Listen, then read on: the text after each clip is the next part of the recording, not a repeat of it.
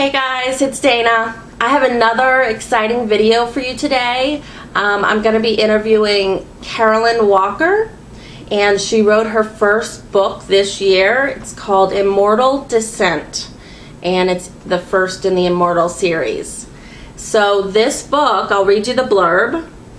Ethan West knows what it means to be different, with a strange sixth sense he can't control. He yearns for a normal life, but a paranormal attack ensures that will never happen. At death's door, Ethan is saved only to be reborn as an immortal ancient being called a Lorn. And the change awakens the rare ability within him known as sensory. As the rarest ability among Lorns, Ethan quickly becomes a moving target among Lorns. Torn between two legions, Ethan struggles to better understand his own power and identity, and what he learns will question everything he thought he knew about his past, his purpose, his very future he'd hoped to have. So, Carolyn, what inspired you to write this book? What inspired me to write Immortal Descent was my endless curiosity about immortality itself. I know that it's part of mythology and it's written in the histories of many cultures, and I've always wondered, what if immortality really was more a part of our real world history than we realize? So I wanted to write a story that was a contemporary themed story, but it explored those ancient elements. And I wanted it to be shrouded in mystery, and I wanted to uncover some long sought after secrets. I've always been interested in writing, and I love mystery and thrillers and things with supernatural elements. So Immortal Descent is the culmination of all those things together in one debut novel. If you could bring one character to life, who would it be and why? If I could bring one of my characters from Immortal Descent to life, hands down, it would be my favorite female badass character, Rue. And the reason I would want to bring her to life is because she's very complex. She has a past, she has goals and aspirations for the future, but there's so much to her character. It's like peeling layers of an onion back. She is just really strong-willed, but she's also stubborn, and she has a lot of things that kind of drive her to be, you know, a good Lorn, an ethical Lorn, to do the right thing by Ethan as his mentor. And I know that there's so much more we're going to see from her in the next installment in the Immortal series, so I'm kind of privy to a little bit extra details, of course.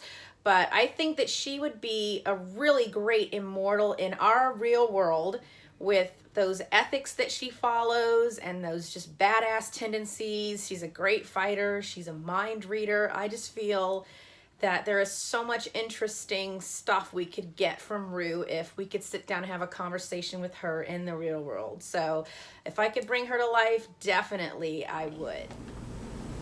And what are some of your hobbies outside from writing? Aside from writing, I have many passions. I love food, I love art, I love travel and music. Those are the things I adore most outside of reading and writing. I love spending time with my family. We like to travel as much as we can. We usually stay close to home because we're all water babies. We live in Florida. We love the beach. So that's definitely a highlight for us pretty much all year around, which makes us lucky living in this tropical area. But aside from those things, I really enjoy food and baking and cooking and how it brings people together. I love trying out new cuisines, and someday I'm gonna do a huge trip abroad and just try any and every cuisine across Europe and Asia that is out there. That is kind of on my bucket list. Carolyn, where's one place in the world that you'd want to visit? If there was one place that I could visit in the world, it would definitely be Japan. Since I was a young child, I have just loved everything about Japan, from the food to the culture, to the music, to the history. It's just extremely fascinating to me. I think being exposed to Sailor Moon when I was younger and having my first bite of sushi probably had something to do with it, but I do love Japan, and I would love more than nothing to go visit that wonderful country. In fact, I'm so fascinated with Japan. I do enjoy the music a lot. I love watching anime a lot. I enjoy it. And I actually took Japanese as my language of choice in college. So I know a few terms. I'm by no means fluent, but it was really a beautiful and interesting language to try to conquer. And that's another thing that's on my list to do, is to at least get to a conversational point in Japanese. That would be pretty amazing. What's the weirdest thing you've ever eaten?